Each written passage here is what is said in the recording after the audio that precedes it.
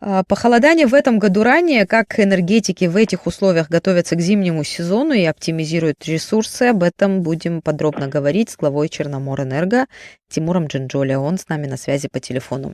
Тимур Иванович, здравствуйте. Добрый день.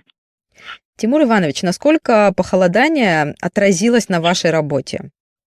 Ну, в первую очередь оно отразилось на потреблении республики целиком. Потребление республики с наступлением этого похолодания в общем увеличилось практически на 2 миллиона киловатт-часов в сутки. Если мы при теплых погодах у нас значения были 4,5 и 4,6 миллиона киловатт-часов, то до 6,5 точно у нас уже потребление поднялось. Пока в таком режиме будет идти такое потребление. Если будет какое-то потепление, что-то, я думаю, и потребление, соответственно, будет уменьшаться.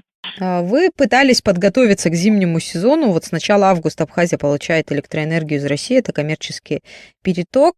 Сейчас продолжается этот переток? Да, переток продолжается. Перетоком будем, если говорить про этот год, то до конца этого года переток будет постоянный. Правда, разного объема, но тем не менее он есть. Все эти мероприятия проводятся для того, чтобы сохранить уровень воды на плотине Гургас. Но люди задают вопрос о том, будет ли веер в этом году, будут ли веерные отключения в этом году. Давайте так, я буду говорить за этот год. Если говорить за 25 год, мы рассчитываем, что веера не будет, если не будет больших похолоданий. Если существенных похолоданий не будет, то мы планируем, что мы без веера пройдем до конца этого года. А там как сложится. А какое похолодание считается существенным? Вот до какой температуры, до какого предела примерно? Смотрите, сейчас у каждого месяца есть свое среднестатистическое значение. Допустим, если брать по прошлому году, то в прошлом году в данном аналогичном периоде было градусов от 5 до 10 выше была температура. Естественно, это отражалось и на потреблении тоже. По поводу оплаты за переток, это из средств Черноморэнерго производится оплата. Могли бы назвать сумму, которую вы уже заплатили за переток? И вообще, сколько, как вы думаете, до конца года нужно будет денег? Значит, за переток мы уже оплатили порядка 175 миллионов рублей, начиная с августа месяца. За ноябрь месяц где-то в районе 90 миллионов надо будет заплатить. И за декабрь месяц, в силу того, что перетока потребуется больше, эта цифра порядка 300 миллионов рублей. Справляетесь сами? Черноморэнерго справляется с вот этой финансовой нагрузкой? Смотрите, это для нас, конечно, очень существенная нагрузка. Практически все деньги, которые мы сегодня поступают за электроэнергию, практически, заработная плата, небольшие хозяйственные расходы, остальное все мы направляем на обеспечение перетока. Пока поставлена такая задача, мы по этому пути идем. Периодически появляется информация об отключениях неплательщиков. Про это направление вашей работы тоже хотелось бы поговорить, потому что параллельно с покупкой электроэнергии в России, с коммерческим перетоком, вы пытаетесь и сократить потребление здесь внутри, и взыскать долги с населения. Давайте поговорим о том, как эта работа проводится, об отключениях, если неплательщиков подробнее говорить. Много ли абонентов, которых вы отключили уже? Смотрите, ежедневно мы отключаем от 100 до 150 абонентов. Ввиду того, что сейчас введена в работу по городу Сухуми, Сухумскому району новая биллинговая программа. Она дает нам возможность составлять список этих абонентов, вести контроль потребления, и начисления соответствующие.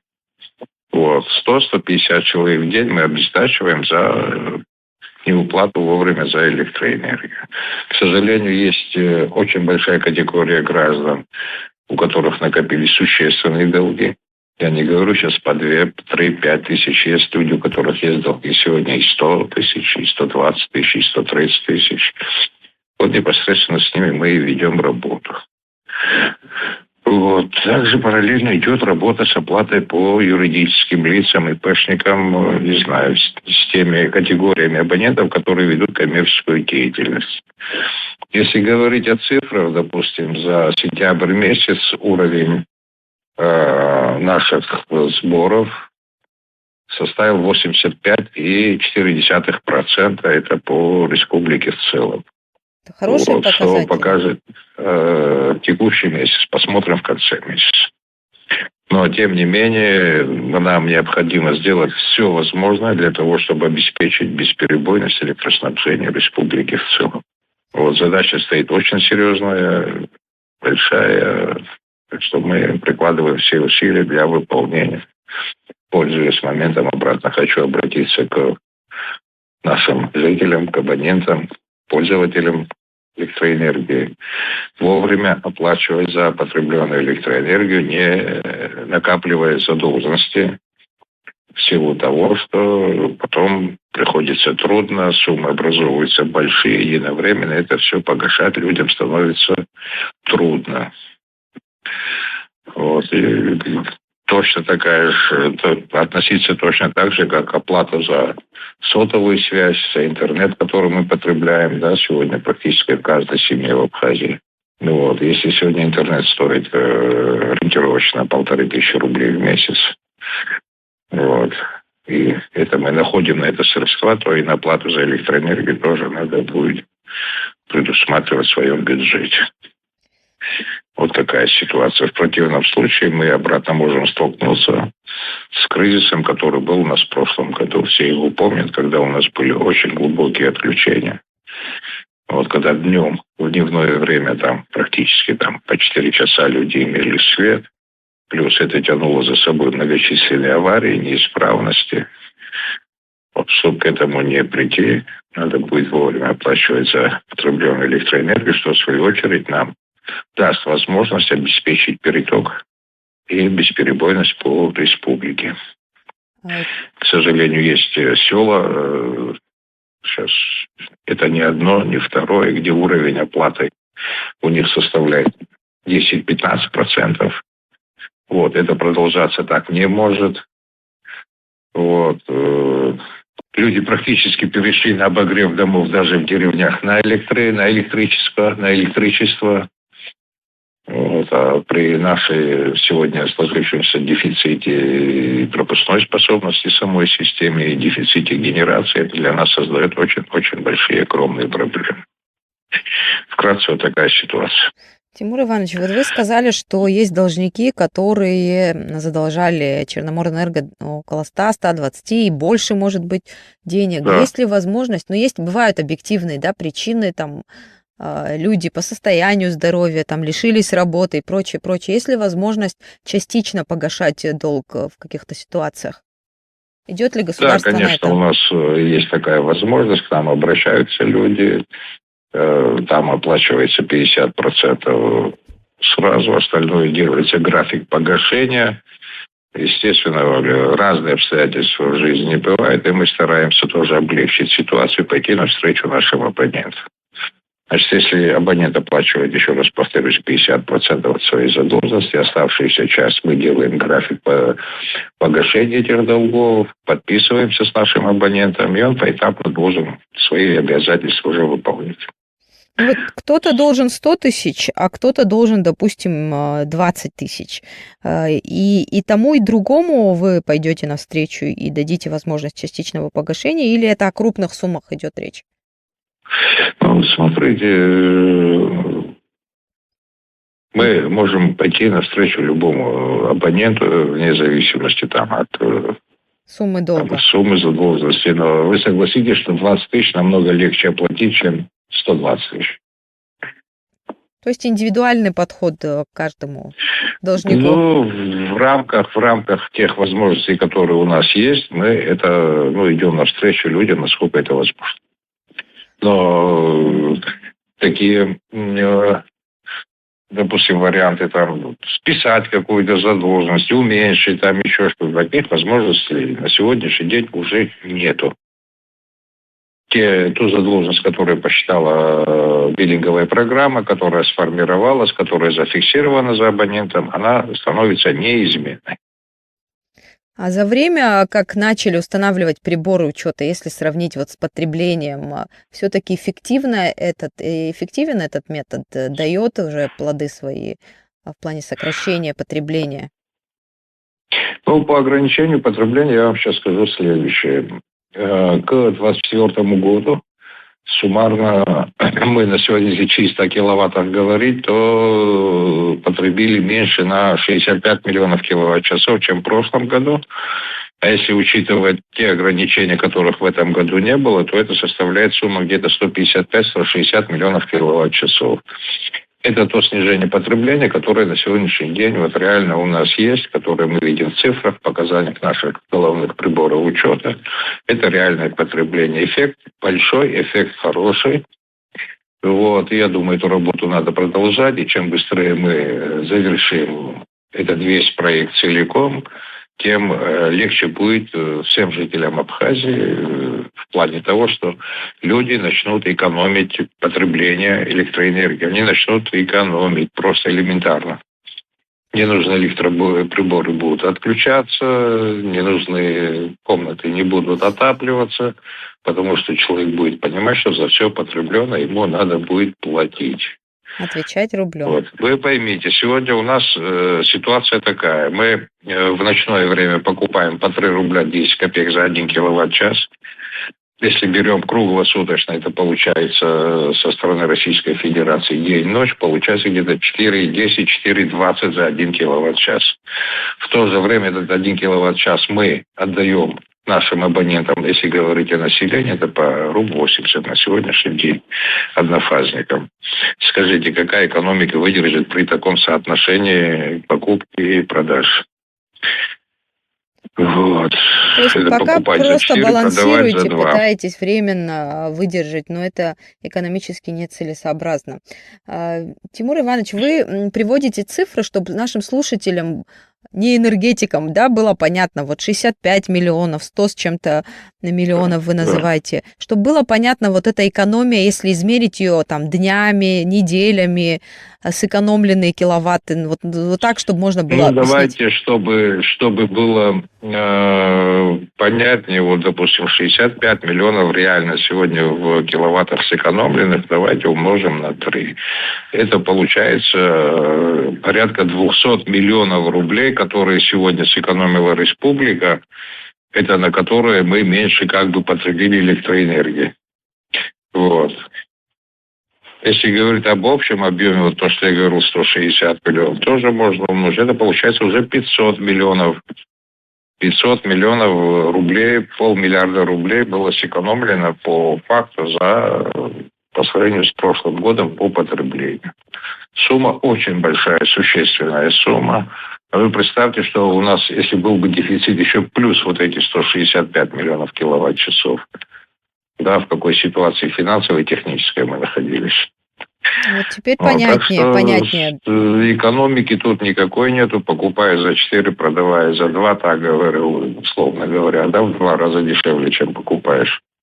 И при этом еще не добирать из того, что ты отпустил население. Ну, естественно, тут никакая организация, никакой бюджет, никакая экономика не выдержит.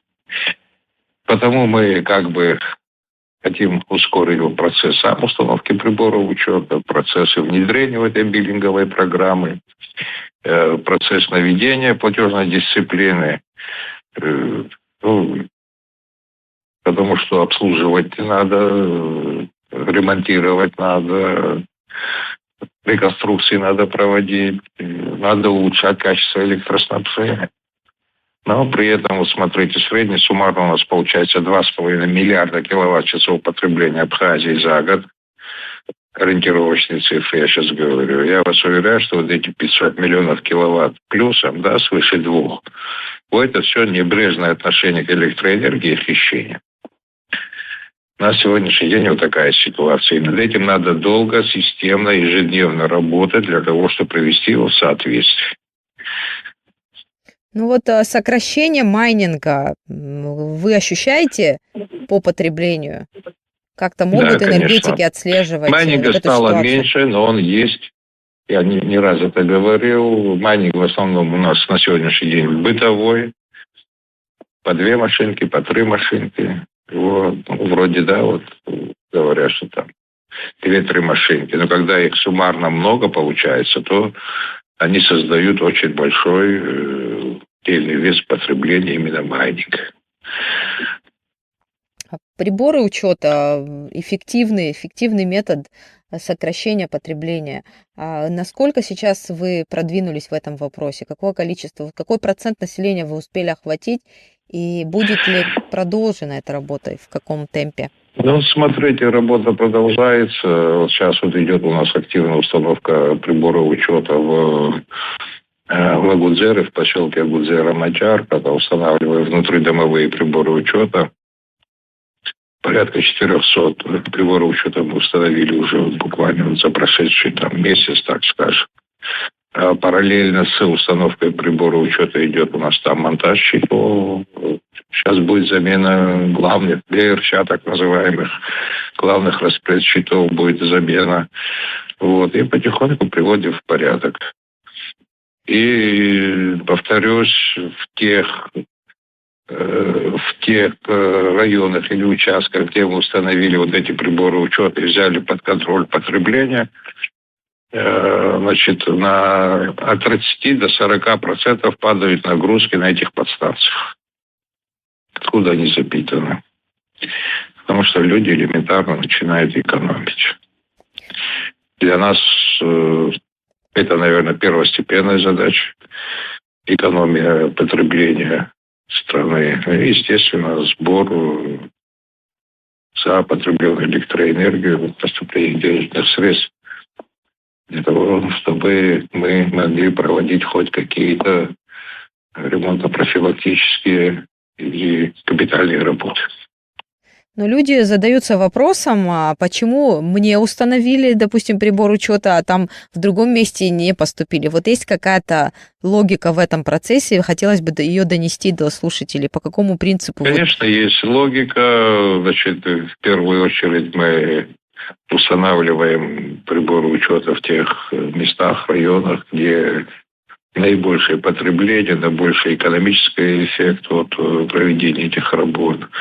Но этот процесс, к сожалению, не быстрый, это не делается за 1 день, за 2 дня. Вот этот подход должен быть системный, ежедневный. И очень много сопроводительных работ, которые надо провести параллельно для того, чтобы этот прибор учета установили. Даже не просто провести и поставить прибор учета. Надо привести в порядок линию, надо привести в порядок внутридомовое хозяйство, надо привести в порядок поэтажные щиты, ГРЧ. Там очень большой комплекс вопросов, которые надо решить перед тем, как установить прибор учета. Просто установить прибор учета – это самое легкое и самое последнее, так скажем. Перед установкой прибора учета надо провести кучу мероприятий. Еще нам в социальных сетях, Тимур Иванович, вот спрашивают нас о том, что в деревнях, например, прибор учета устанавливается на столбе каком-нибудь. Это прибор учета фиксирует несколько домов. И они говорят, вот мы не видим свое потребление. Как им ответить, как им объяснить? Ну, смотрите как, все это считается у нас сегодня...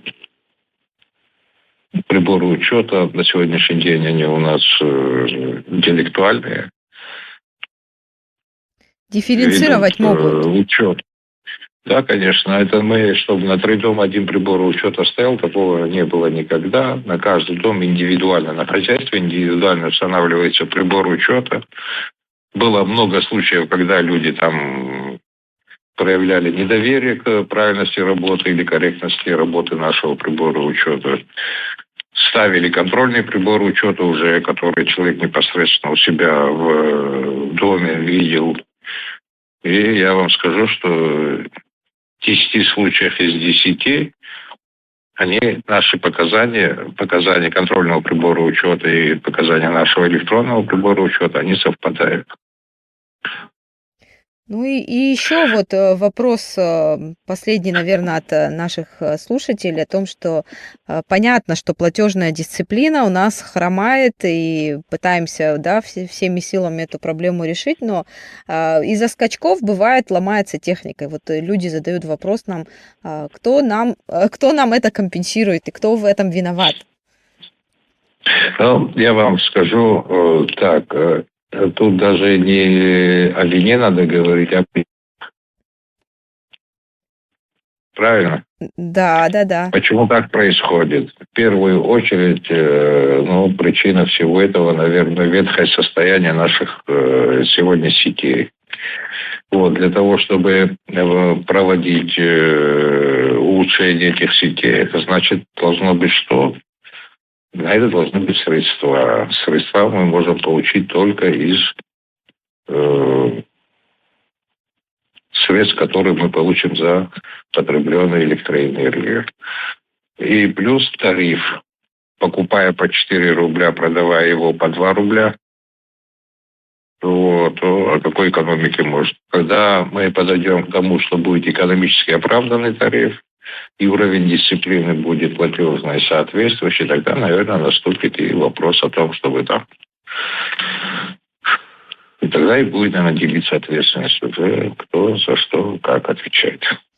Обязательно донесем ваш ответ до наших слушателей. Ну и последнее. Приборы учета сейчас устанавливаются. В каком районе, в каких селах в ближайшее время, городах будут установки, чтобы люди готовились, знали? Ну, смотрите, сейчас на сегодняшний день я вам озвучил, что идет установка приборов учета в селекционных домах в поселках Агудзера и Мачарка. Пока это у нас в приоритете стоит, весь этот месяц мы будем работать над этим вопросом. Следующий этап будем рассматривать уже в следующем месяце. По объему, вот какое количество, какой процент населения вы уже успели охватить приборами учета? Ну, смотрите, если говорить по городу Сухум, то это за 55%, под 60%. Если говорить по республике, это где-то процентов 32-33% составляет сегодня. Ну, неплохой показатель, как вам кажется? Вот эти данные. 55 по столице и 30 по республике. Это еще раз вопрос, он плохой или неплохой? Да, результат, в общем-то, успели за небольшой промежуток, можно сказать, времени. 30% Ну да, населения. успели, но работы предстоит еще очень много. Для того, чтобы количество перешло в качество, то надо хотя бы 50% по республике должны быть установлены приборы учета. А лучше, когда все полностью под приборами учета находится. Для этого надо выстраивать очень сложную, компетентную систему, структуру с определенными компетенциями сотрудников на местах в каждом районе, обучение работы с этой программой, сопровождение работы этих приборов учета. Вот. Как все сложные механизмы, это что всем понятно было, нужно и соответствующее обслуживание его. Вот. Но, тем не менее, другого выхода у нас нет. Но первостепенность задача на это время – это подготовиться к зимнему сезону, пройти без аварий и постараться без верных отключений вот этот самый холодный период. Смотрите, как без аварии пройти ни одну зиму, наверное, не получится в нашем случае пока. Но надо просто минимизировать эти аварии. Вот, они в любом случае будут случаться, потому что это из практики с нашей. А для того, чтобы было абсолютно без аварий, то в модернизации и восстановлении сетей по Абхазии, я думаю, сегодня требует порядка 15-20 миллиардов рублей. Тимур Иванович, большое Стоимость всех этих мероприятий никак не соотносится с нашими возможностями сегодняшними. Вот. Будет ли как-нибудь решаться этот вопрос по-другому, будем смотреть. Тимур Иванович, благодарю вас за подробное интервью. Спасибо вам. Во всяком случае, все, что постарался максимально правильно, честно ответить на ваши вопросы. До свидания. Благодарю. Всего вам доброго. Всех благ.